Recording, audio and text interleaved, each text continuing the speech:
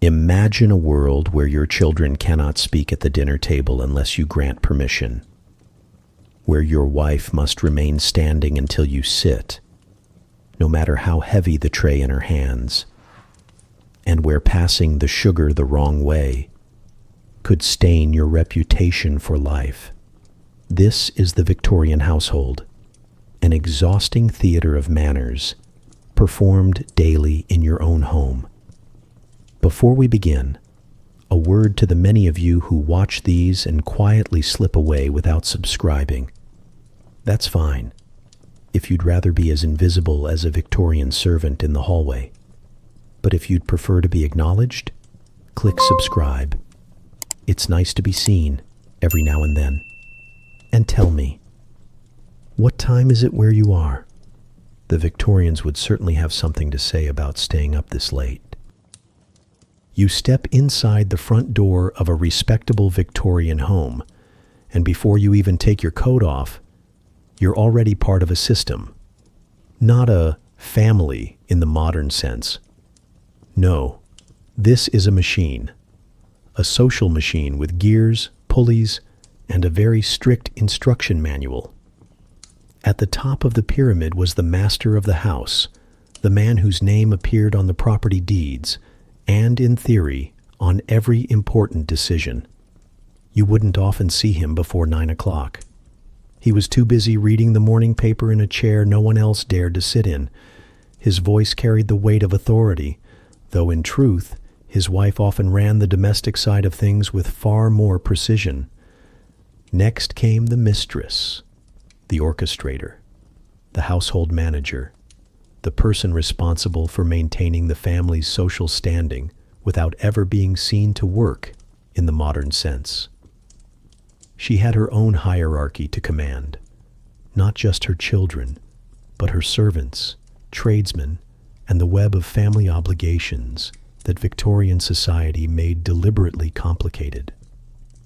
She knew exactly how many forks should be on the dinner table, which neighbor was currently in disgrace, and how to plan a week of menus so the family could appear both well-fed and modestly restrained. Then there was the eldest son, heir apparent to whatever fortunes, titles, or reputations the family could muster. His schooling was an investment in the family's name, not just his own future. He was expected to be clever but not arrogant, polite but not timid, and prepared to inherit the responsibilities of his father, ideally without bankrupting the estate by gambling it all away at the club. After him came the daughters, a category more complex than you might expect. An eldest daughter was practically a deputy household manager, especially in large families. She was trained in conversation, needlework, and the fine art of receiving guests without appearing either desperate or aloof.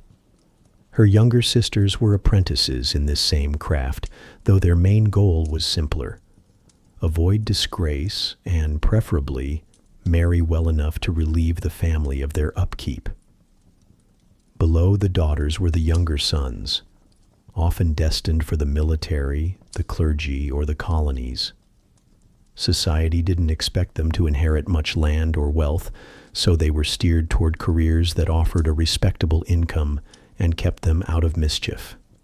And then there was everyone else, the people who made the entire structure work: the live-in servants, the butler, the cook, the housemaids, the footman, the scullery maids, the governess, and sometimes a nurse or nursery maid for the children. Each servant had a defined sphere of influence, which doorways they used, which family members they could address directly, and which tasks were forever theirs, no matter how tedious or exhausting. Beneath them in status, and often living outside the house, were the day laborers. These were the washerwomen, gardeners, seamstresses, and delivery boys who kept the household supplied without ever being fully part of it. They were essential but invisible in the family's social presentations. Now, here's the part modern ears sometimes struggle with. Even architecture reflected this hierarchy. The main staircase was for family and honored guests. Servants used the back stairs, narrow and steep, leading directly from the kitchen to the upper floors. The layout of the house was a physical map of status, which meant you could tell a person's place in the pyramid simply by watching which door they used or which set of stairs they climbed. Speech followed the same rules. You didn't just address someone by their first name unless you were of equal or higher rank.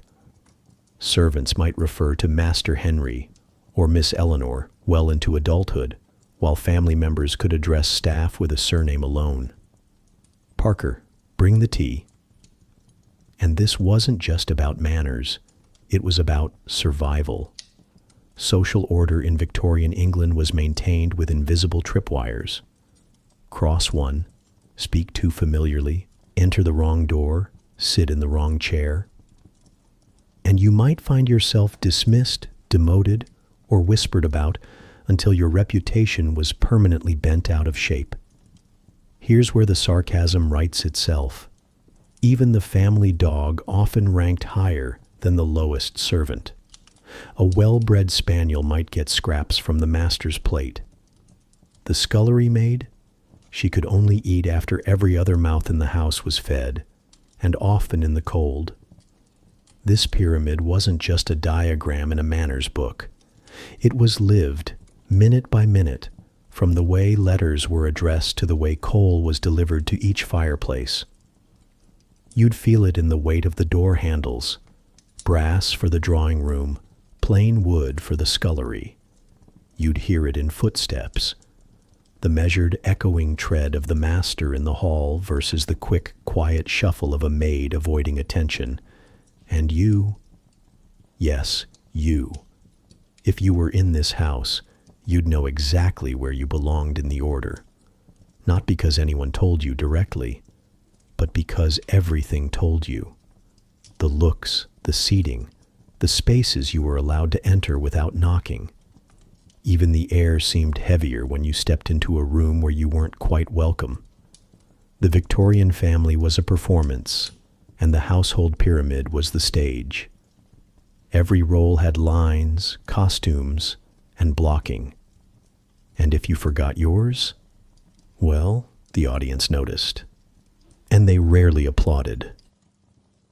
If the upstairs family was the theater, all polished smiles, well-rehearsed manners, and carefully arranged seating, then the servants' quarters were reality. And in reality, it's not candlelight and polite applause. It's clattering pans, the hiss of a hot iron on damp linen, and a cook swearing under her breath because the fishmonger delivered late again. Down here, the day starts hours before anyone upstairs has even rolled over. Fires must be lit, and not just in the drawing room. In every room where a family member might wander in and expect warmth. Carpets must be brushed, coal scuttles filled, chamber pots discreetly emptied. And if you're imagining the smell, yes, it's exactly what you think, only worse before breakfast. You, in this moment, are the footman. Your livery is spotless, but your morning shirt is already sticking to your back. You've spent the last 30 minutes polishing the brass banisters on the main staircase, the one you're technically not supposed to use unless you're escorting a guest's coat or carrying in a tray. Your hands ache, but in a few hours, you'll be standing like a statue beside the dining room door, pretending you were born to hold a silver salver. Here's the thing about being in service. Your presence must be felt, but not seen. You are the air that makes the house run. Without you, the curtains would hang uneven, the silver would tarnish, and the roast would arrive cold. But you don't get applause. You get more work. Meals are a military operation. The cook runs the kitchen like a general, barking orders in a mix of English and whatever other languages she's picked up from previous employers. The scullery maid washes pans big enough to bathe a toddler in. The butler ensures every glass is crystal clear and every wine decanted into the correct carafe. Not because the master will notice, but because the guests might. And reputation is the currency of the house. And above all, there are rules. Rules so ingrained you don't think about them until you imagine breaking one. Like never initiating conversation with a family member unless they speak to you first. It's not just etiquette, it's survival. A servant who forgets their place might be dismissed with no reference, and in service, no reference means no job.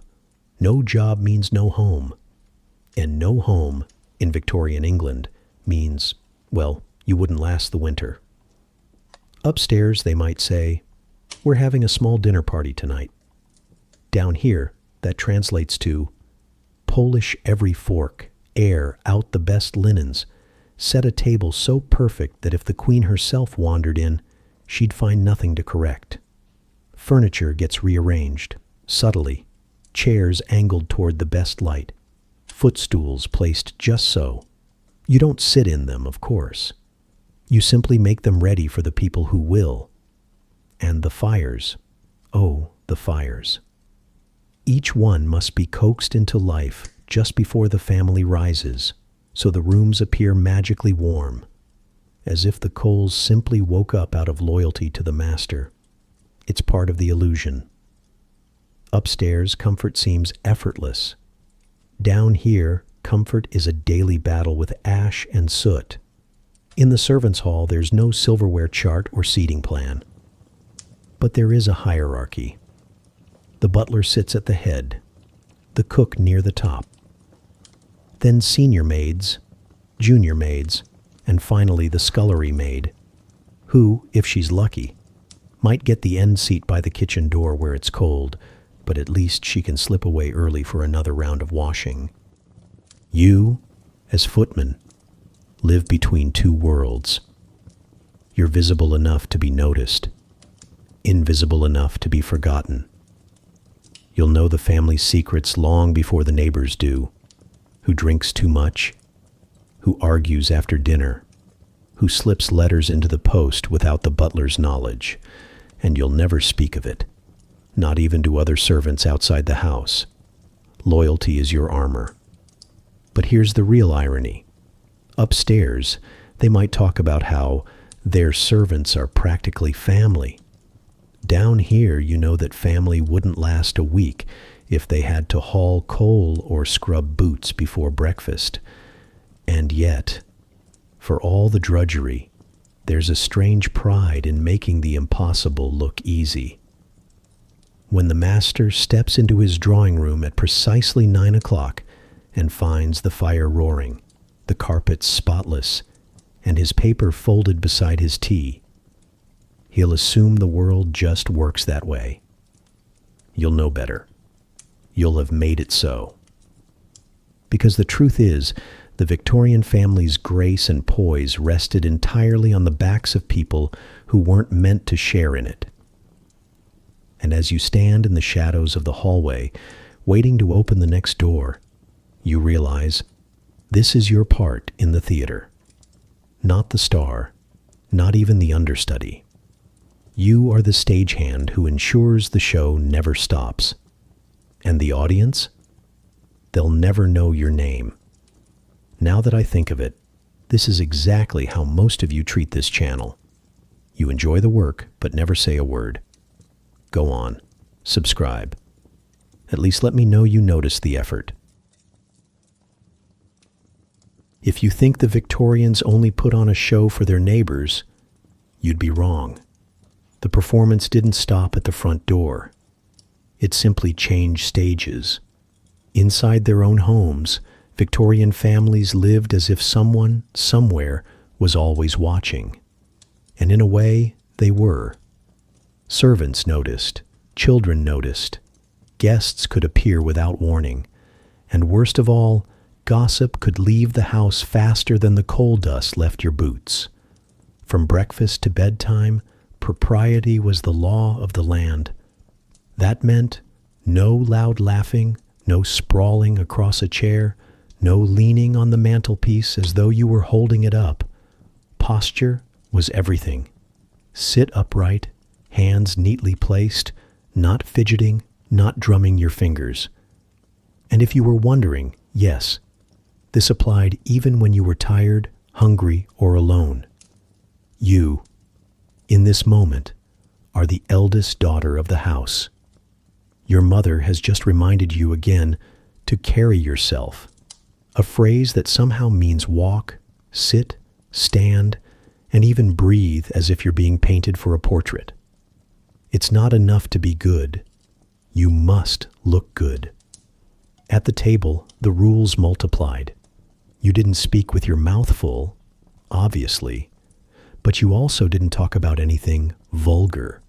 And vulgar covered a lot of ground: illness, bodily functions, political arguments, and, most especially, money.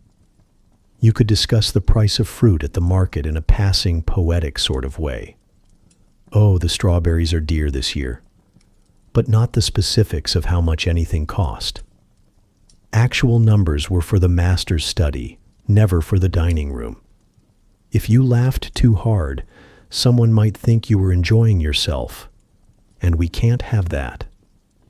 Laughter, if it happened at all, was polite and brief, more of a pleasant hum than a real burst of joy. The kind of laugh that said, yes, I'm cultured enough to understand wit, but restrained enough not to frighten the silverware. And then there was the art of conversation itself. The Victorians treated conversation like a tennis match, carefully lobbed back and forth, never hitting too hard, never letting the ball drop. You asked after someone's health, without ever prying into actual symptoms. You inquired about their garden, without offering unsolicited advice. You complimented their home, without sounding like you were mentally rearranging the furniture. Even when there were no guests, the family practiced these rituals with each other. The children learned early that they were part of the household's presentation. It wasn't just about good behavior. It was about looking like you belonged to a family of status, whether that status was real or aspirational. And it wasn't just posture and conversation. Clothes played their part. If you were a gentleman, you didn't wander about in your shirt sleeves, even indoors. That was workman's attire. You wore a waistcoat, because a half-dressed man was considered a moral hazard. For ladies, even a casual morning dress was chosen with care. Dressing gowns were fine for the bedroom, but if you stepped into the hallway, you made sure the fabric was respectable, the buttons fastened, the slippers tidy. The odd part is that even the most intimate moments had a layer of formality. A father might pass his daughter in the hall and offer a nod, rather than a hug. A mother might praise her son's piano playing, without actually meeting his eye for too long. Emotions were managed like fine china, brought out sparingly, handled with care, and stored away before anyone got too comfortable. And you knew, deep down, that even here, in your own drawing room, the audience could change at any moment. A neighbor could call without warning. The doorbell might ring, and within seconds, the whole family would shift from their natural state into company mode. Voices softened, hands were smoothed over skirts, hair was patted, and smiles appeared like gas lamps sparking to life. The result? A way of living that blurred the line between private and public. Even when you were relaxing, you were rehearsing. Every gesture, every word, every glance was part of the unspoken choreography that kept the family's reputation intact. The Victorians didn't just live in their homes, they performed in them.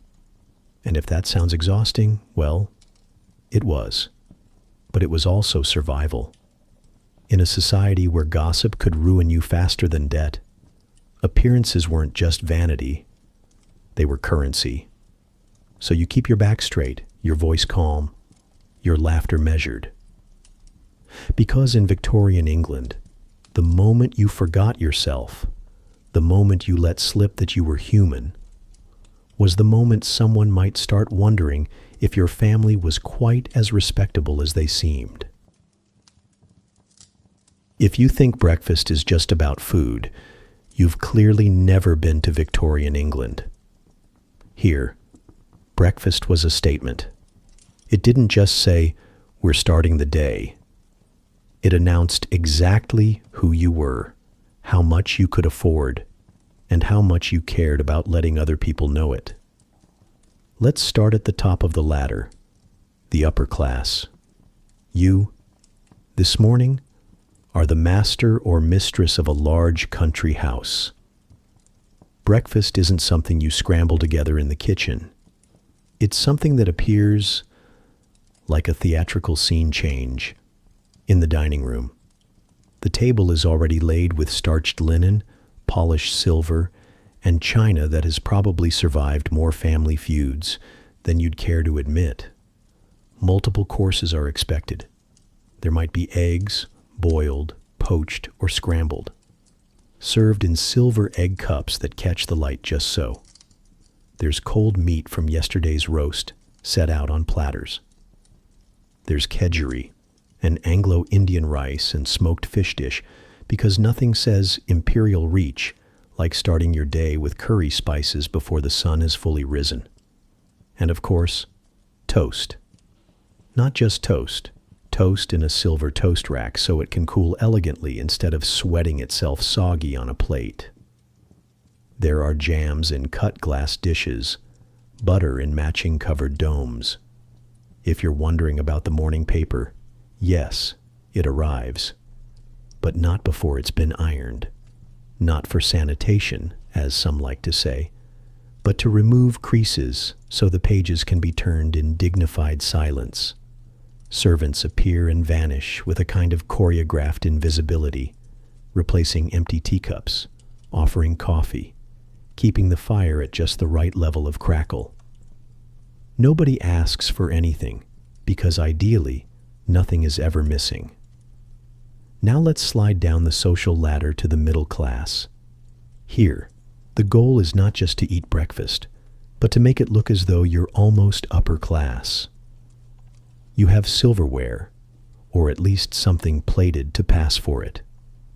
Your toast rack might be pewter rather than sterling, and your china might come from a department store rather than a London importer, but the arrangement on the table is studied. A respectable middle-class breakfast might include eggs, maybe a bit of ham or bacon if the budget allows, and toast with butter and jam.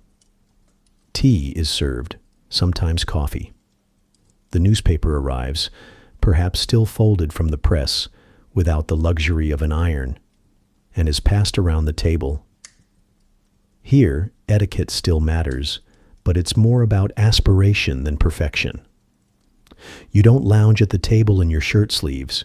You wear a morning jacket or respectable house dress. Children are expected to sit properly and say, "Please" and "thank you" before reaching for anything. And while you might not have a butler, there's a good chance your wife or eldest daughter is quietly managing the presentation, ensuring that everything looks a little more elegant than the budget truly allows. For the middle class, breakfast isn't just about eating, it's about practicing. Every day is a rehearsal for the moments when guests might be present, or when a business contact might drop by unexpectedly. The table becomes a small stage where you perform your family's best version of refinement, even if it means serving bacon only on Sundays, so the smell lingers long enough for the neighbors to notice. And then, at the bottom of the ladder, the working class. Here, breakfast is stripped of ceremony. There's bread, maybe spread with dripping or a little butter if you have it. Tea is almost universal. It's hot, it's cheap, and it wakes you up enough to start a day that will almost certainly be spent on your feet. Bacon is a treat, not a staple. Porridge might make an appearance in colder months, eaten straight from the pot if you're in a hurry. Etiquette here is practical. Don't waste food, don't be late, don't get in the way of anyone else who's trying to get out the door to work. There's no silver toast rack, no matching cups, no carefully folded napkins. The priority isn't presentation, it's calories. If you're working class in Victorian England, breakfast is fuel. You eat enough to get through hours of labor without fainting. And while you might joke about how posh folk iron their newspapers, the truth is you live in a different world entirely. They're staging a play. You're surviving the day. Yet, across all classes, one thing is constant.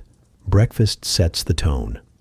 For the wealthy, it's a gentle, unhurried affair, a time to read, to converse, to quietly display status. For the middle class, it's an exercise in upward mobility, a daily act of polishing one's social performance. For the working class, it's an essential refueling stop before the grind.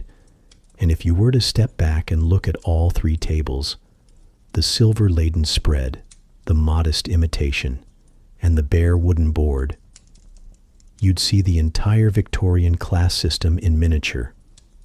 Each table tells a story. Each story begins the same way, with a pot of something hot to drink, and a set of unspoken rules about how to drink it. So whether your morning starts with kedgeree under a chandelier, toast at a kitchen table, or bread by a workhouse fire, in Victorian England, the way you took breakfast said as much about you as what you actually ate. If you're picturing Victorian childhood as a whirl of wooden toys, storybooks, and carefree afternoons, you may want to sit down, or better yet, stand. Proper posture was encouraged from the cradle. In Victorian England, children weren't seen as developing individuals with unique personalities. They were unfinished adults, lumps of moral clay to be shaped into perfect, obedient, and socially acceptable human beings. From the moment you could walk without falling over, you were being trained to sit without fidgeting, trained to speak without blurting, trained above all to be silent unless spoken to. In many households, being good didn't mean kindness or creativity. It meant invisibility. You, right now, are a 10-year-old in a respectable middle-class home. You finished your breakfast, quietly. And now you're standing in the drawing room because your mother hasn't given you permission to sit. Your hands are clasped in front of you. Your back is straight. Your eyes are down, because staring at the fire too long might be considered rude. And heaven forbid you should be caught lounging. The rules are endless. You must never interrupt an adult. You must never correct an adult, even if they are wrong about something as obvious as the day of the week. If a visitor mistakes you for your younger sibling, you smile and nod, because correcting them would be impertinent. And if you absolutely must sneeze, you turn away, cover your mouth with a handkerchief, and apologize as if you've just knocked over the family silver. Boys were raised with one goal in mind: to become respectable men with respectable careers.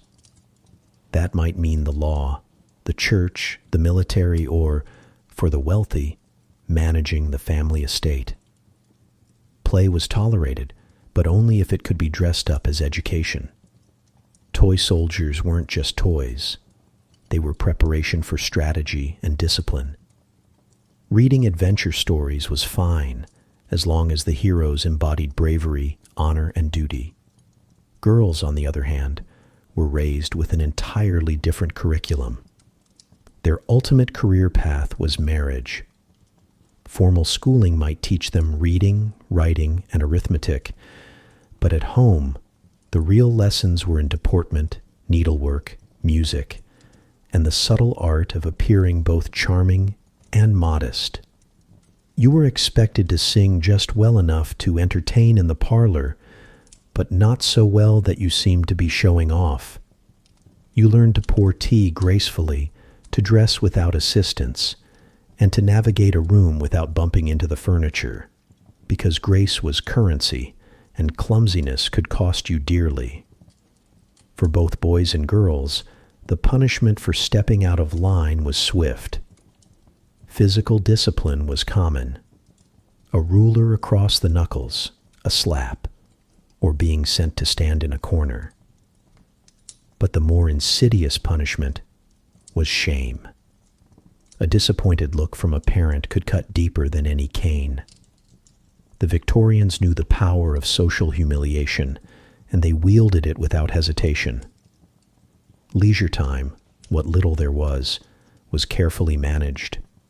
Children might be allowed to play outside, but not in the street. Garden games were encouraged, but running too wildly could be seen as uncouth. Laughter was fine, as long as it wasn't too loud, and anything messy, like mud pies or wrestling, was firmly discouraged. Education, especially for the middle and upper classes, was less about exploration and more about fitting into society's mold. Boys might attend boarding schools where the day began with cold baths and ended with Latin declensions. Girls might be sent to finishing schools, where lessons in French were considered just as important as lessons in arranging flowers. And here's the twist.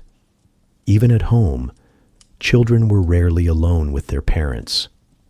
The nursery was a world apart, ruled by a nurse or governess who enforced the household's rules with military precision. Parents might visit for an hour in the evening, like benevolent monarchs inspecting their subjects, before retiring to the adult world downstairs.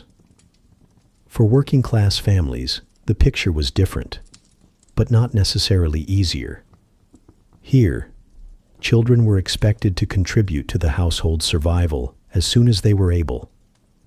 Boys might run errands, tend fires, or apprentice in a trade.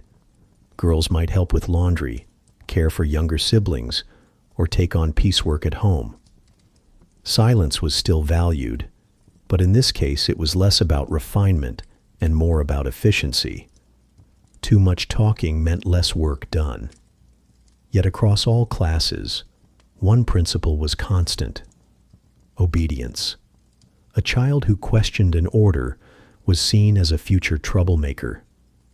Independence of thought was a dangerous luxury, one that might embarrass the family or undermine its carefully maintained respectability. And so, you learn. You learn to sit still when your legs ache. You learn to smile when you're bored.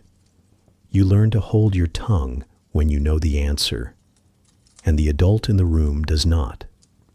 You become fluent in the silent language of Victorian childhood, a language where a glance, a posture, or the placement of your hands can say, "I am good, I am obedient, I belong here." The result? By the time you reach adulthood, the performance is second nature. You've been rehearsing for years. You step into the world already knowing the rules, and already knowing what happens if you break them. Because in Victorian England, raising perfect children wasn't just about love, it was about reputation. And reputations, like fine china, were handled with care, polished often, and never allowed to show a crack. Honestly, some of you are already very good Victorians. You sit here quietly, never subscribing, just observing. Break the habit. Click the button. I promise no one will send you to bed without supper. You are a respectable wife in Victorian England, or rather, you are expected to look like one, every waking hour of the day. From the outside, your life might seem like a long, leisurely glide from morning tea to afternoon calls, broken only by the occasional fitting for a new gown. But the truth is, you run an entire household, and you're expected to do it in such a way that no one ever sees you actually working. Your real job? Management without fingerprints. You oversee the staff, the cook, the housemaids, the governess, making sure the household machine runs smoothly, but you never haul coal or scrub a floor yourself. You decide the week's menus, but it's the cook who makes them appear. You choose the flowers for the drawing room, but a maid is the one arranging them in the vase. You orchestrate every detail, and then step aside so that your home appears to operate effortlessly, as if comfort and order simply happen. You write letters, endless letters. Correspondence is a wife's tool as much as the broom is a maid's. Orders for new linens go to the draper. Invitations to dinners are dispatched on crisp stationery. Thank you notes are sent for gifts, even if the gift in question is a hideous vase you plan to bury in the attic. And of course, there is the sacred ritual of ordering goods. Whether it's tea from the grocer, candles from the chandlery, or the latest fashion from a London dressmaker, you are the household's purchasing department. Yet the etiquette here is tricky. The shopkeeper may be in trade, but you must never seem overly familiar. Transactions are polite, formal, and ideally, brief. Then there's your own appearance, a project in itself. In a single day, you might change outfits 3, even 4 times.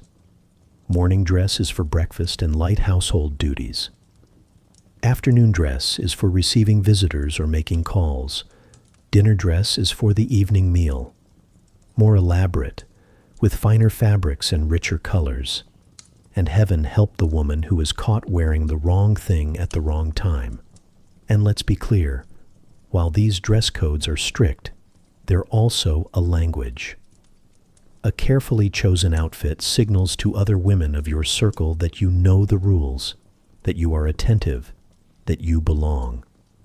The wrong gown, or worse, the wrong accessories, can whisper of carelessness or even financial trouble. In Victorian society, those whispers travel quickly. Beyond clothing, there are the unspoken rules, the kind no etiquette book dares to write down, but everyone knows. For instance, a lady never eats in the street, ever. You may be starving between appointments, but to be seen nibbling a bun on a public corner is vulgar.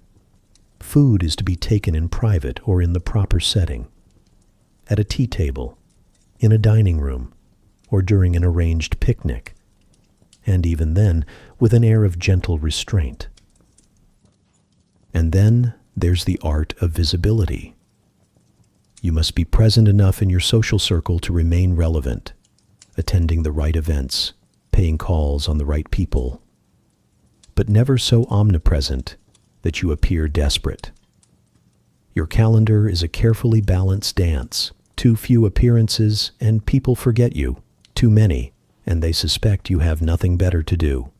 Children, if you have them, add another layer to your duties. You are expected to be the moral compass, the gracious example, the arbiter of their manners. Yet here, too, you rarely perform the daily labor yourself. The governess or nurse handles most of the direct teaching, but you approve the curriculum, correct the occasional posture, and host the occasional tea where your children can demonstrate their refinement to guests. Your home is an extension of yourself, and so it must always be ready to impress. That means a constant cycle of repairs, replacements, and polishing, all coordinated by you, often weeks in advance, so there is never a visible lapse.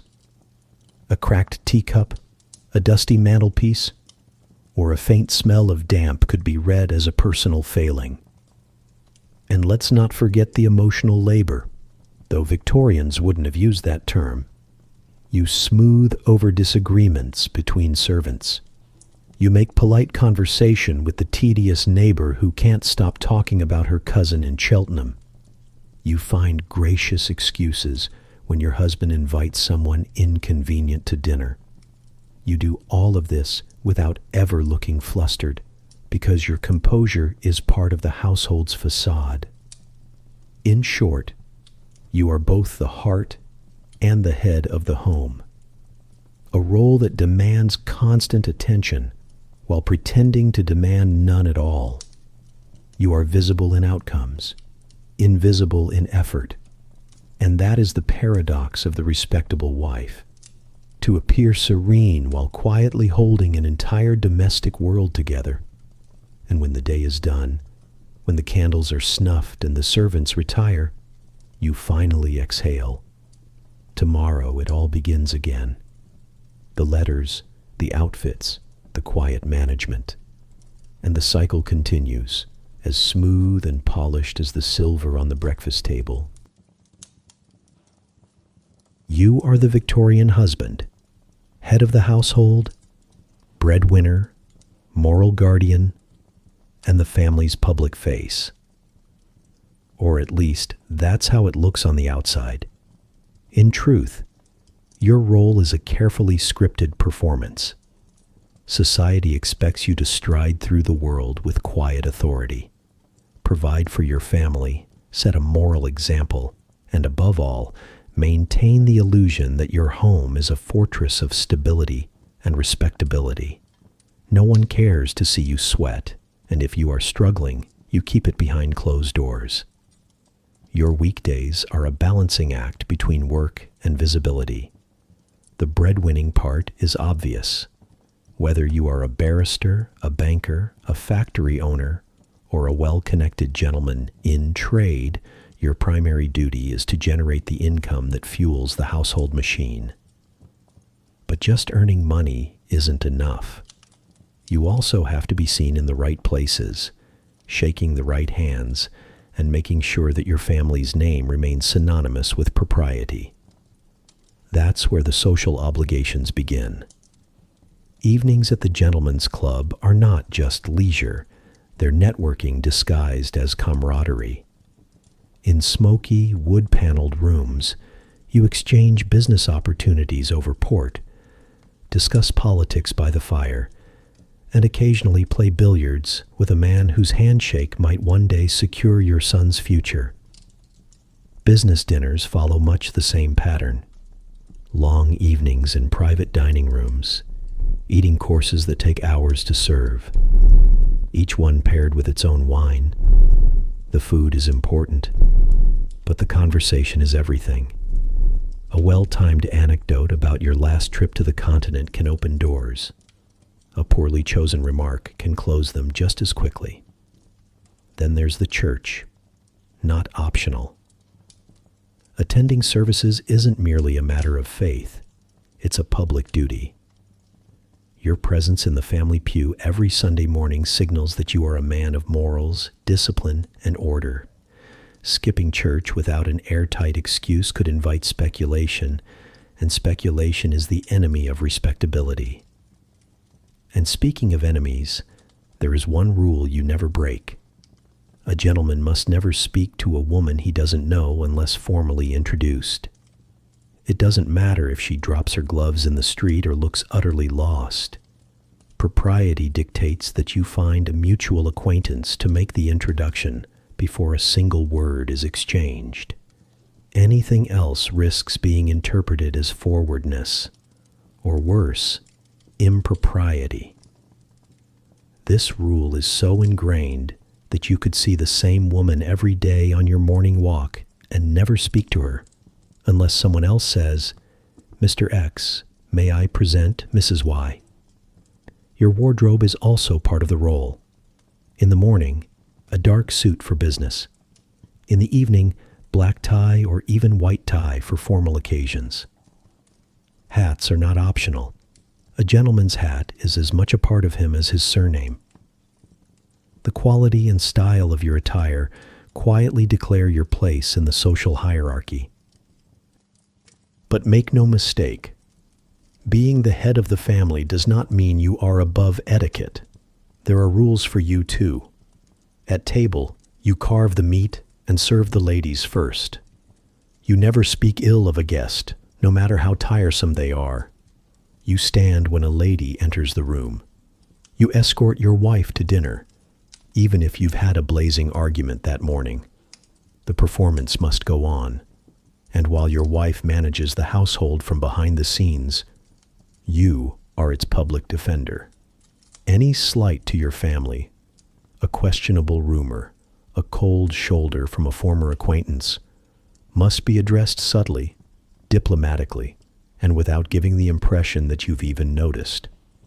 Your calm, measured responses are part of what makes the household seem unshakable.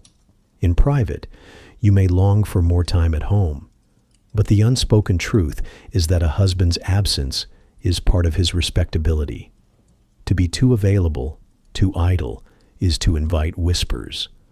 The man of the house is supposed to be out in the world, making deals, building connections, and returning only to enjoy the well-ordered domestic haven his wife maintains.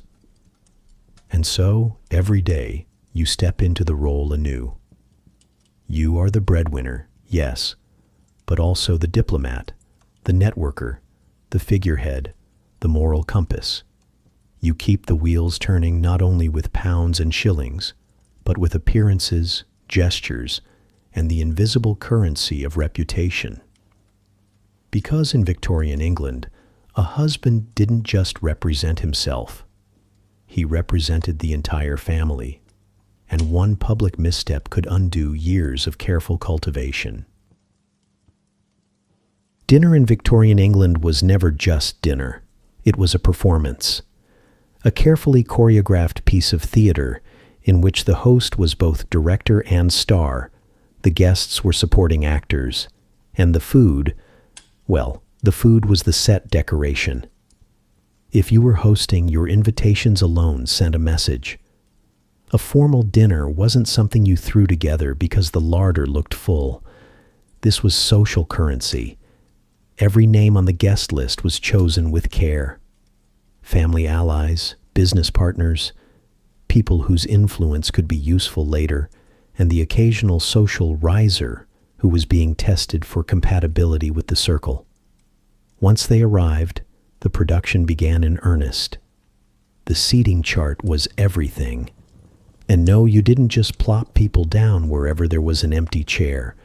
A seating arrangement was a miniature map of the social order itself. The most important guests, titled nobility, wealthy benefactors, or perhaps the eccentric aunt with a scandalous amount of inheritance, were seated closest to the host and hostess. From there, the rank descended outward like ripples in a pond. You, as the guest, were expected to recognize the honor, or slight, of your placement without anyone spelling it out. Being seated too far down the table could feel like being sent to social Siberia. The table itself was a study in rules. Napkins folded just so. Silverware laid out in a precise order from the outside in, so you wouldn't embarrass yourself by using the fish fork on the entree. Every plate, every glass, every candle holder had its position, and woe betide the servant who set something a fraction off. The food came in courses, often more than you could count. Soup, fish, entree, roast, pudding, dessert, cheese, all in procession, all with a correct utensil, a correct sauce, and a correct comment, or lack thereof. You might think this was about enjoying the meal. It wasn't. It was about showing that you knew the code. And then there was the rule. You never seasoned your food at the table. No extra salt, no extra pepper. To do so was to imply the cook, who might be a faceless servant you'd never met, had failed in their craft. It was a silent but devastating insult. Even if the fish tasted like boiled dish rag, you smiled, nodded, and swallowed it with the air of someone who had been served nectar from the gods. conversation was just as important as the menu. You spoke to the person on your right during one course, the person on your left during the next, a genteel form of conversational musical chairs. Topics had to be safe: literature, travel, the weather in cities you'd both visited. Money was forbidden, politics risky, and personal confessions an absolute catastrophe. If you were the host, your job was to keep the conversation flowing without ever appearing to steer it. If you were the guest, your job was to be entertaining without dominating, and agreeable without being bland. It was a balance that could make or break your social standing. Even the pace of eating mattered. Too fast and you looked greedy. Too slow and you held up the procession of courses. The ideal was to finish each plate just moments before the servant swept it away. A small miracle of timing, given that you were also managing polite conversation, complex utensils, and food that was often lukewarm by the time it reached you. For the upper classes, these dinners were an arena for subtle competition, whose tableware gleamed brightest, whose roast was carved with the most elegance, whose guest list boasted the most impressive names. For the middle classes, formal dinners were a chance to imitate the gentry, often with slightly cheaper silver, fewer courses, and a bit more anxiety about whether the roast would stretch far enough. And for the working class, the theater of dinner looked quite different. There were no seating charts, no formal introductions, no footmen gliding silently between courses. Dinner was functional: bread, tea, perhaps some meat or potatoes if the week had been good. Etiquette here was about making do, not making an impression. But even so, many families adopted small rituals: the father carving the meat, children waiting to be served. Echoes of the formality practiced upstairs in the grand houses. The evening would end much as it began, with appearances. The hostess, rising from her chair, signaled the ladies to withdraw to the drawing room, leaving the men to their cigars and brandy. The performance had been played out to the last line, and everyone knew their part. You left the table full, but more importantly, you left knowing whether you had risen in or quietly slipped down the invisible social ladder. Because in Victorian England, dinner wasn't about what you ate. It was about who you ate it with, and whether you performed your role to perfection. Dinner is over. The last spoonful of pudding has been discreetly removed, the final crumbs brushed away, and the candles trimmed. Now comes the most predictable part of the evening, the great post-dinner migration. If you're a gentleman, you already know where you're going: the smoking room. If you're a lady, you'll be making your way to the drawing room. And no, there's no chance of mixing, not unless you want to raise an eyebrow or ignite a rumor. It's not that anyone openly admits why this ritual exists, but the reasoning is clear enough. The sexes must have their own separate leisure spaces, because heaven forbid the women find out how boring the men really are. For the gentleman, your path is lined with the promise of cigars, brandy, and an air thick enough to smoke without matches. The conversation here is a mixture of business, politics, and the occasional story from university days, all told with the confidence of men who assume no one will ever contradict them. Billiards is a common choice, with wagers made in shillings or rounds of drinks. If you're not playing, you're leaning against the mantel, one elbow resting on it in that studied posture of masculine ease. The smoking room is as much about status as relaxation: the choice of cigar, the cut of your waistcoat, the way you listen just enough to appear engaged, but not so much as to seem too eager. Meanwhile, you as a lady. in the drawing room are greeted by the softer clink of china teacups and the rustle of silk skirts. Here the conversation turns to social news, literature, perhaps the latest scandal in a faraway city, which makes it safe to discuss. Music is a frequent after-dinner activity. If there's a pianoforte in the house, someone will be persuaded to play. And if you're the wife or daughter of the host, it might be you. Guests will nod along politely, even if your performance is more enthusiastic than skilled. Embroidery, too, makes an appearance. The ladies take up their work with nimble fingers, sewing in patterns that have been memorized over years of practice. If the men's smoking room is about displaying knowledge and influence, the drawing room is about displaying refinement and patience. You might think the two groups are worlds apart, and in some ways they are, but each space is performing the same essential function, showing guests, friends, and family that everyone knows their place. Men reinforce their roles as decision-makers and protectors, even if most of the evening's conversation revolves around the quality of the latest shipment of port. Women reinforce their roles as keepers of grace and sociability, even if half the room is quietly wondering whether the embroidery hoop will ever be finished. The split also has a practical element. Without the men, the drawing room is free from cigar smoke. Without the women, the smoking room is free from anyone raising an eyebrow at a fourth glass of brandy. Eventually, in some households, the two groups might reunite. The gentlemen, suitably aired out, rejoin the ladies for a final cup of tea or coffee. The conversation turns lighter, safer, perhaps a round of parlor games like charades or 20 questions. These are designed to amuse without risking any real embarrassment.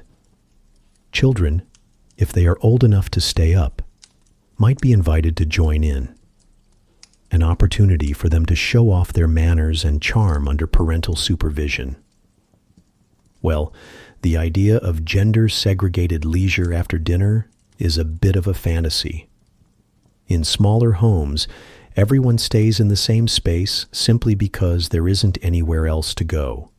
Still, habits filter down. Men might gather around the fire to talk work, while women keep their hands busy with sewing or mending. It's less about cigars and more about practicality, but the separation of activities can still be felt. The entire arrangement, the after-dinner split, the quiet rituals, the separate rooms, exists to maintain the social order, even in leisure. It's not just about comfort. It's about sending the message that the household is respectable, that everyone understands their role, and that there will be no awkward mixing that might blur the lines. Of course, if you happen to be a guest who prefers the other company, a woman who enjoys a game of billiards, or a man who would rather hear music, you'll have to hide that preference. Admitting it would be like confessing that you enjoy eating in the street. And as we've established, that would be vulgar. So you stay in your assigned space, doing your assigned activities, speaking in your assigned tone. The evening winds down, not with fireworks, but with a quiet, satisfied awareness that you have upheld the unspoken contract of Victorian respectability for another day. Courtship in Victorian England wasn't something you stumbled into. It was engineered, orchestrated with the precision of a military campaign. Only instead of battlefields and cannons, the weapons were chaperones, parlors, and a complex code of glances and gestures. If you were young, unmarried, and of suitable background, your romantic life unfolded almost entirely within the family's sphere. You didn't meet someone in the way modern people imagine. You were introduced, and not just to anyone. Introductions were carefully curated events designed to ensure you were in the presence of people your parents could tolerate and perhaps benefit from. Your every interaction took place under the watchful eye of a chaperone, usually your mother, an older sister, or a respected female relative. Their job wasn't just to keep you respectable. It was to make sure you didn't develop any dangerous ideas about following your heart instead of the family's ledger. These chaperones were masters of subtle interruption. Just when the conversation started to feel personal, they'd glide in with an unrelated comment. "The weather has been quite damp, hasn't it?" As if small talk could rinse away any hint of romance. Most of these courtship encounters took place in the family parlor, a room designed to look welcoming but, in reality, functioned like a showroom. Here, everything was on display. The furniture, the family's taste, the quality of the tea service, and of course you. The parlor was also a space for silent communication. A lady's handkerchief, for example, wasn't just for sneezing. If she dropped it deliberately and a gentleman picked it up, it could signal interest. The placement of a fan was another form of code.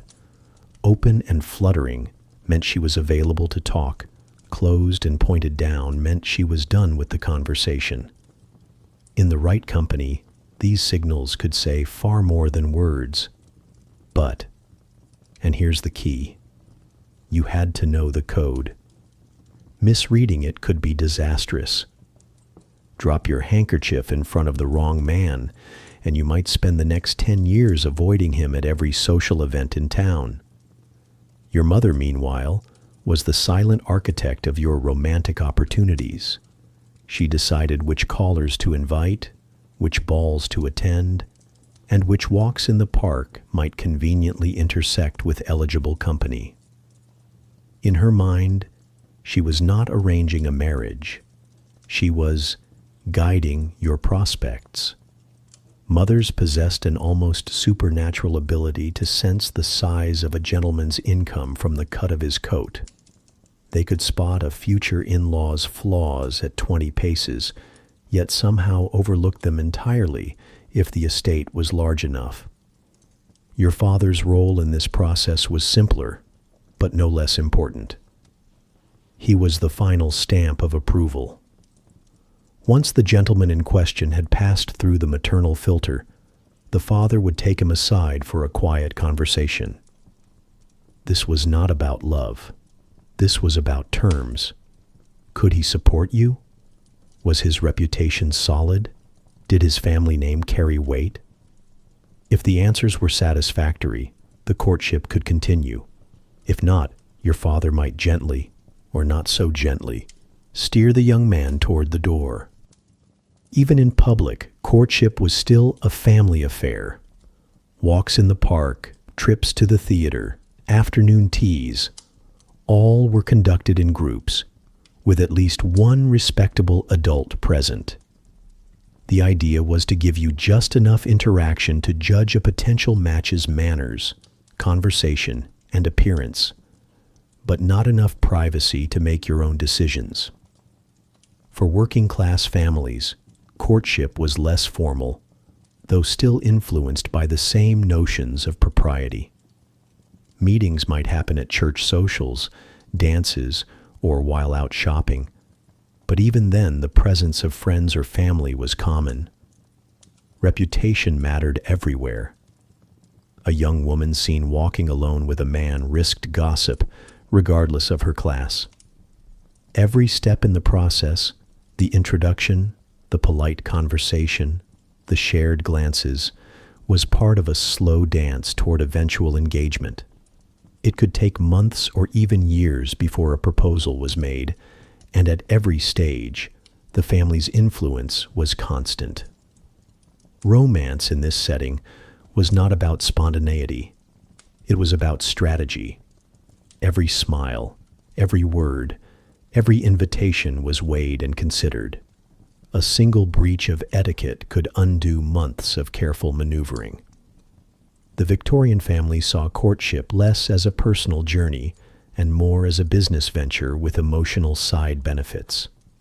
And while love matches did happen, they were often the happy accidents of a well-arranged courtship, rather than its primary goal. So, if you were a young Victorian navigating this world, you learned to play your role. You learned to smile without promising too much, to listen without revealing too much, and to carry your handkerchief, just in case. Because in Victorian England, courtship wasn't just about finding the right person. It was about making sure everyone else thought you had. And just like that, your fate could be sealed over a cup of tea and a fluttering fan. Which is, frankly, not that different from your fate here. If you never subscribe, you'll drift back into obscurity, and we'll both pretend we never met. If that's what you want. Victorian families didn't fight the way you might imagine. There were no slammed doors, no shouted accusations across the dinner table, no melodramatic declarations that someone was never speaking to you again, at least not in front of witnesses. Oh, they fought, they disagreed, they simmered.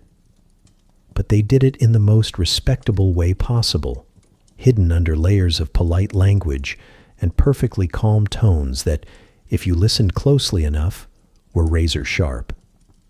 If you lived in a Victorian household, you learned early that open arguments were dangerous. Public displays of emotion were frowned upon. They made the family look uncivilized, which was practically a moral failing. And so, disputes were handled with frosty silences and polite phrases that meant the exact opposite of what they sounded like. If someone at the breakfast table said, "Your remarks last night were spirited," you could be certain it was not a compliment. If they remarked, "We must speak about this later," what they meant was, "We will never speak of this again, but I will resent you quietly until one of us dies." Often, the weapon of choice was silence itself. In a Victorian home, silence was not peaceful. It was charged. Entire relationships could wither away in the space between two people who shared a roof but hadn't exchanged more than 3 words in a week. And then there was the letter. The Victorians loved their correspondence, even when the person they were writing to was in the same house. If tempers flared, it was not uncommon for one family member to send another a written note rather than speak to them in person. It was a way of controlling the tone, avoiding a scene, and, let's be honest, making sure you could choose every word with surgical precision. Imagine being handed an envelope after breakfast, addressed to you in neat handwriting. You open it and find something like, "My dear Henry, I must protest your conduct at supper last night. Your remarks regarding my choice of companions were both unkind and unjust. I shall, of course, endeavor to forget them, but I trust you will avoid such topics in future." Translated into plain speech, you embarrassed me in front of guests, and I'm furious. But I will only acknowledge it in this deeply formal way that allows me to look gracious while you stew in guilt.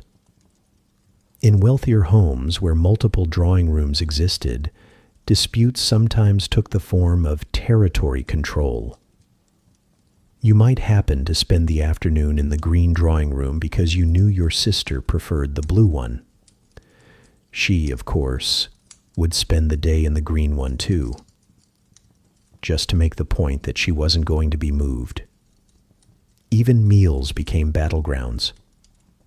Not in the food itself. Heaven forbid anyone raise their voice at dinner, but in who was seated where and whether certain dishes were, accidentally, placed far out of reach. If you had annoyed your mother that morning, you might find yourself banished to the far end of the table, 3 seats away from conversation, staring at a lukewarm pudding and wondering if you'd ever be forgiven. With children, parental disagreements were rarely displayed openly. Parents might have a perfectly civil conversation over tea, only for the mother to later instruct the governess on a completely different course of action than the father had suggested. The result? The child followed the mother's plan. The father pretended not to notice, and the household carried on as if unity had been preserved. Even marriages, often imagined today as deeply romantic or bitterly divided, were, in the Victorian world, often defined by this kind of muted conflict. A husband might respond to his wife's complaint about his late nights at the club with, "My dear, I shall endeavor to be more punctual," then proceed to change nothing. The wife might retaliate by redecorating the study without consulting him. Neither would call it revenge, but both would understand perfectly well what was happening. And still, public arguments were unthinkable. If guests were present, the illusion of harmony was maintained at all costs. A couple might have been locked in a cold war for months, but in company, they'd smile, pass each other the butter, and agree on the merits of a Shakespeare reading, as if nothing were amiss. There was a kind of artistry in this, the ability to hate each other tastefully, to keep the performance going so smoothly that outsiders never suspected the undercurrents. In a way, it was another form of Victorian etiquette, knowing that even your most bitter quarrels must be dressed in civility before they were allowed into the light. For the working classes, the rules were a little looser, but not by much. Respectability still mattered, and even modest households avoided full-blown fights in front of the neighbors. Disputes might happen in whispers behind closed doors, or in muttered exchanges while walking home from church. So if you were part of a Victorian family, you learned to read the signs. The long pause before a reply, the deliberate choice of words that sounded pleasant but cut deep, the sudden interest in the embroidery basket whenever you entered the room. These were your warning bells. And if things became truly unbearable, well, there was always the ultimate Victorian solution. One of you could conveniently go visiting for a few weeks. Absence might not solve the problem, but it did allow tempers to cool, and, more importantly, kept the household's veneer of decorum intact. Because in the end, it wasn't about resolving the conflict. It was about making sure no one else ever knew it existed. In Victorian England, religion wasn't just something you believed. It was something you performed.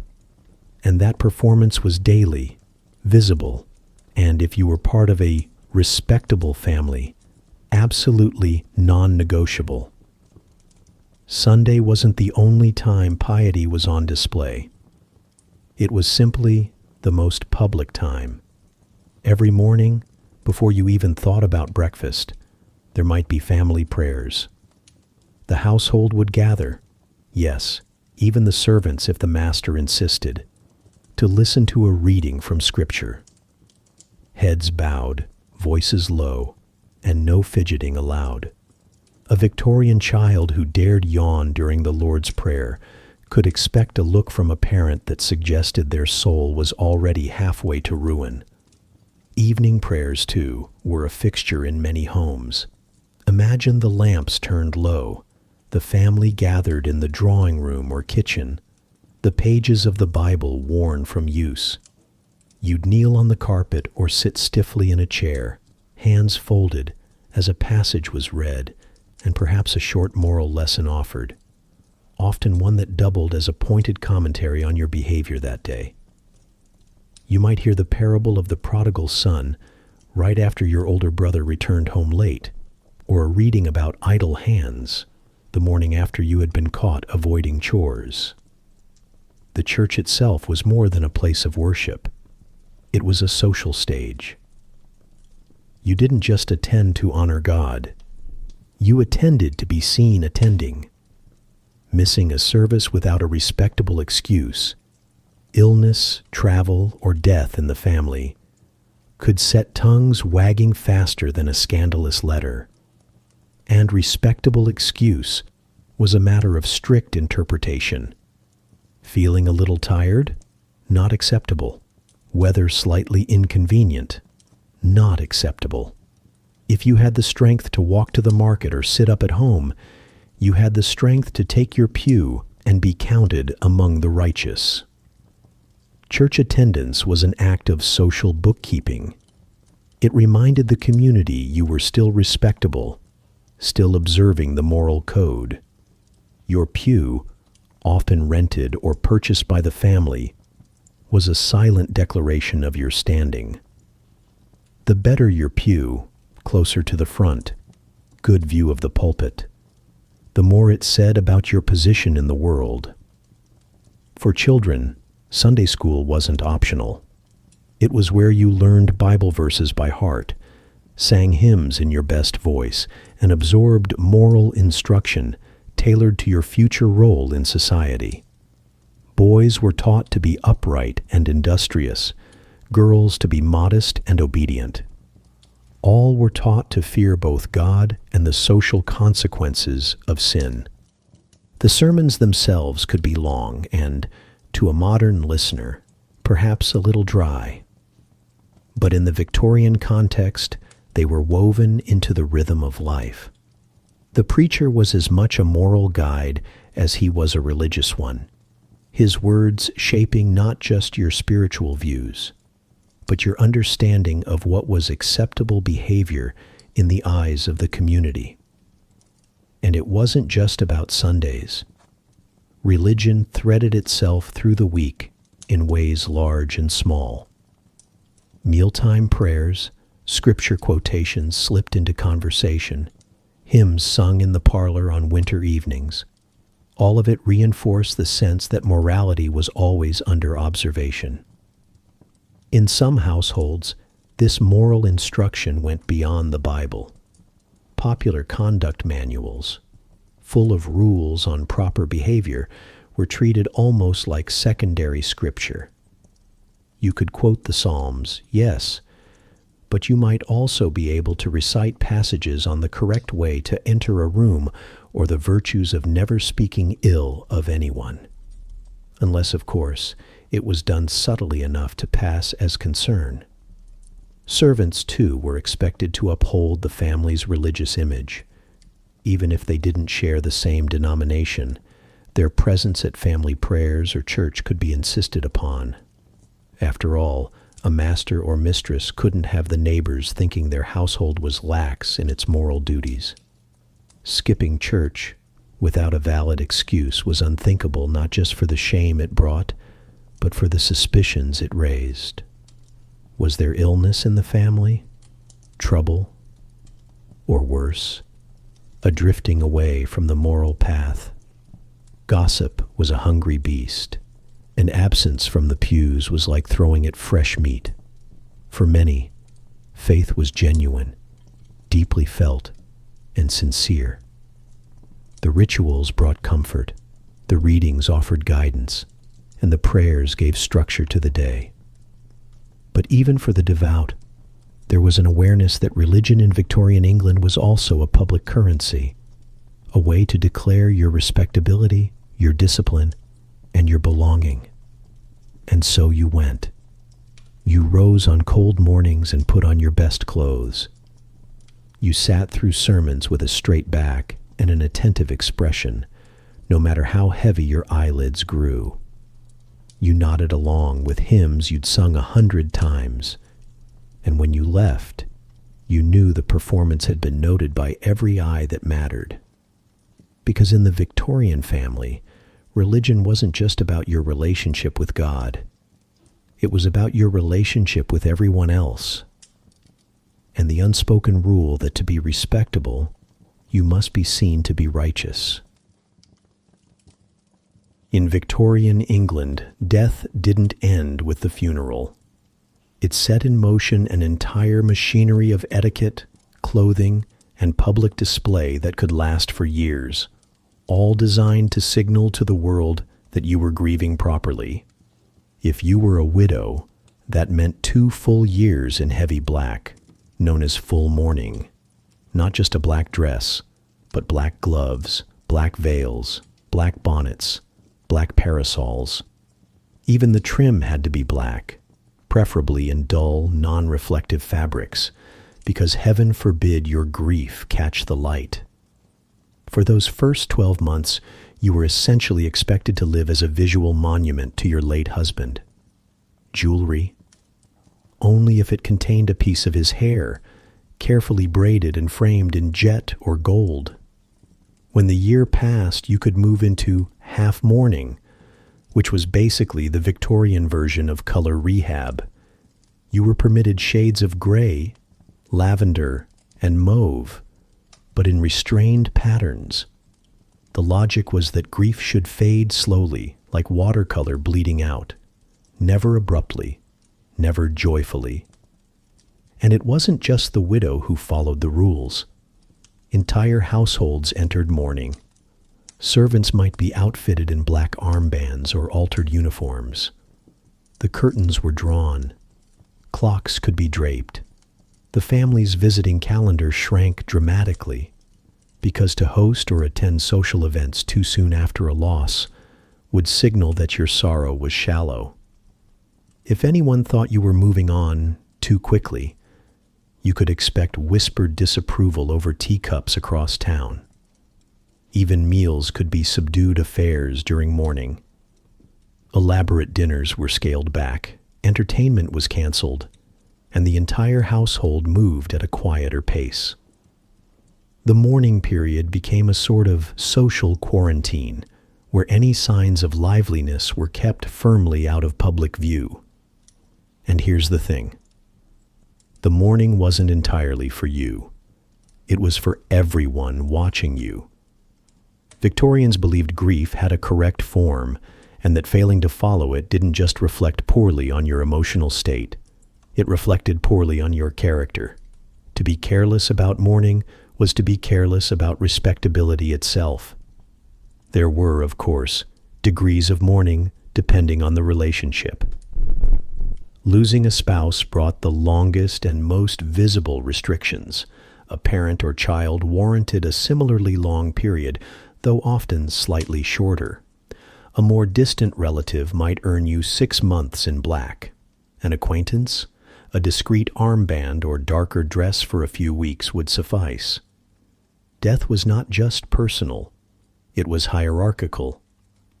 Sometimes mourning dress served as social armor. A woman in deep mourning could refuse invitations without offense. She could avoid awkward social calls, decline dances, and limit conversation without anyone accusing her of rudeness. Grief, in this sense, became a shield, though one that weighed heavily, both physically and socially. Public appearances were particularly delicate. The first time you emerged from deep mourning attire, you were watched closely. Were you smiling too easily? Did your lavender look a little too cheerful? These details mattered. In a society obsessed with appearances, mourning was both a personal burden and a public performance. And if you think this was all voluntary, it wasn't. Mourning customs were enforced by 1,000 unspoken rules. Newspapers printed etiquette guides to advise the bereaved on exactly how long they should wear certain colors. Fashion houses sold entire lines of mourning clothing.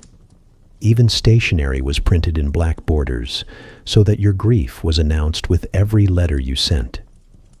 For children, mourning was less about personal loss and more about family unity. If your household went into mourning, so did you, whether you understood the death or not. You wore the colors, followed the restrictions, and avoided the laughter and noise that might seem inappropriate. And then, there was the peculiar Victorian practice of post-mortem photography. Families sometimes arranged to have portraits taken of the deceased, often styled to look as though the person were simply asleep. These photographs could then be displayed or kept in albums as a keepsake.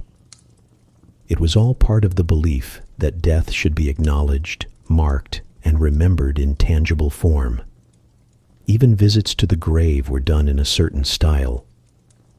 Outings to cemeteries were somber, dignified, and often conducted in the same deliberate, rule-bound manner as other social activities. The graveyard wasn't just a place of mourning. It was another public space where you demonstrated your respectability. And yes, all of this was exhausting, not just emotionally, but logistically. You didn't simply wake up one morning and decide to return to color. You eased back into it, introducing paler shades slowly, as though testing the air for judgment. In some cases, people continued to wear traces of mourning for years. A brooch, a piece of jet jewelry, or a black ribbon, as a permanent badge of loss. Because in Victorian England, mourning wasn't just about the person who died. It was about the living and how well they could prove to themselves, to their peers, to the entire watching world, that they were the right kind of sorrowful. And nothing said coping quite like wearing black until you forgot what sunlight looked like. If you were born into a working-class Victorian family, you learned early on that you lived in two different worlds, and that surviving meant knowing exactly how to behave in both. At home, among neighbors and kin, etiquette was more about common sense than silver spoons. Respect was shown by keeping your word, by lending a hand when someone fell ill, and by minding your own business when trouble came knocking. You didn't need a calling card to visit a friend down the street. You just turned up at the door, maybe with a bit of bread to share if you had it. Gossip wasn't an idle pastime.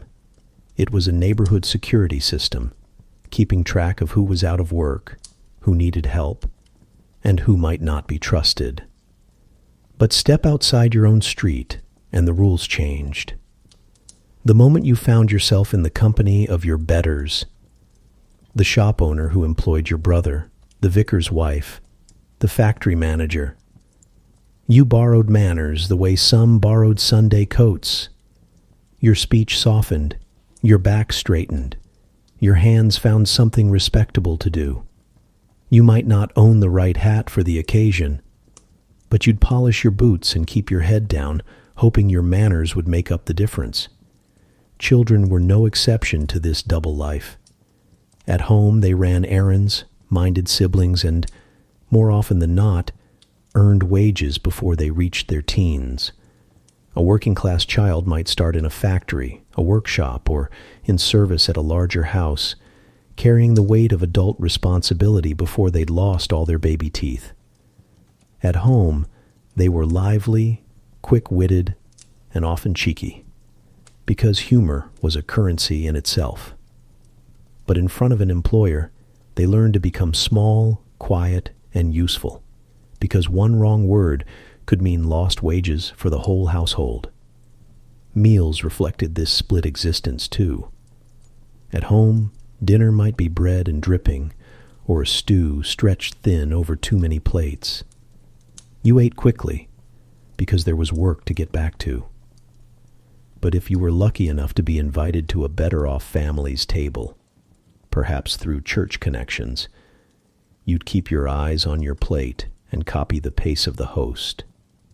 No reaching across the table, no talking with your mouth full, and certainly no wiping your hands on your trousers, no matter how tempting. And then there was the matter of dress. The everyday clothes of a working-class family were chosen for survival, not style. Patched trousers, worn boots, aprons that could take a beating. But when Sunday rolled around, the transformation was remarkable. Families emerged in their best, clothes that might be years out of fashion but were clean, mended, and carefully kept. Hats were brushed, collars were stiffened, and even the youngest child was scrubbed until their skin was pink. Sunday best wasn't just about God. It was about being seen in public as respectable, no matter how little you had. For working-class women, etiquette was its own balancing act. In the home and among friends, warmth and plain speaking were valued. In service to the middle or upper classes, deference was expected. You didn't initiate conversation, you didn't share opinions unless asked, and you certainly didn't point out when an employer was wrong. But the moment you were back in your own kitchen, the gloves came off, sometimes literally, and the language grew saltier. Men face their own version of the double life. In the pub, among mates, the talk was free and often loud, filled with local news and complaints about wages. But in dealings with the foreman, or during a church fundraiser, a working man was expected to show a quiet, reliable front. Too much familiarity with one's betters was frowned upon. Too little could be read as insolence. Children absorbed these lessons simply by watching. They knew instinctively when to laugh, when to keep silent, when to drop their gaze. The unwritten rules were passed down not through lectures, but through the daily dance of survival. A good working-class child could navigate the world of their own back alley, and in the same day, stand stiff and well-mannered in front of a wealthier employer without missing a beat. It wasn't hypocrisy. It was strategy. Life in the working class was a constant negotiation between pride and pragmatism. You kept your head high in your own community because respect was earned, not given. But you also knew when to bow it, just enough to keep the rent paid and the bread on the table. And here's the quiet truth. The double life made people adaptable in a way the upper classes rarely had to be. When you live at the mercy of someone else's wage packet, you learn to read a room faster than most people can read a letter. You know when a joke will warm the air or when it will close a door. You know how to hide disappointment behind a polite nod. And you know that sometimes playing the part of the deferential worker in the morning means you can come home in the evening and be the king or queen of your own small table. The Victorians liked to think their society was orderly and fixed, but for the working class family, every day was a balancing act between two worlds, one built on survival and solidarity, the other on presentation and performance. And if you could manage both, you might not rise far, but you'd keep your place. And sometimes, that was victory enough. Night has finally settled over the house, and the chaos of the day retreats into a softer kind of order. The gas lamps are dimmed, their yellow glow shrinking into small halos that quiver against the wallpaper. In the kitchen, the last kettle hisses faintly before it's poured, one final cup before bed. Upstairs, the fires are banked, the embers turned in on themselves so they'll survive until morning, ready to be coaxed back into life. You retreat to your place, not just your bed, but your place in the great household order. The master and mistress close their doors. The children are tucked in, neatly aligned in their narrow beds, a single candle guttering on the nightstand. Down below, the servants slip into their quarters, trading quiet nods as they pass. Privacy is scarce, but you make do with the illusion of it. A curtain drawn, a blanket pulled high, the knowledge that everyone else is settling in too. Even now, there's formality in the air. The house has its own rhythm, and even in rest it insists on its rules. You don't shout across the landing. You don't slam doors. You certainly don't go wandering about without cause. Not unless you want to meet the suspicious eye of the night maid. But there's comfort in the stillness, too. The street outside is hushed, save for the faint clip of boots on cobblestone as a constable makes his rounds. The last smell of coal smoke lingers in the air, wrapping around the edges of sleep. Tomorrow will bring the same rules, the same little performances, the same constant awareness of how you're seen. But for now, you can loosen your shoulders. You've made it through another day, without leaning against a wall in public, without handing anyone a cup of tea with your left hand, without accidentally turning yourself into a social outcast. So sleep well. You've survived another Victorian day without committing a social crime. And in this world, that's as close to peace as you're going to get.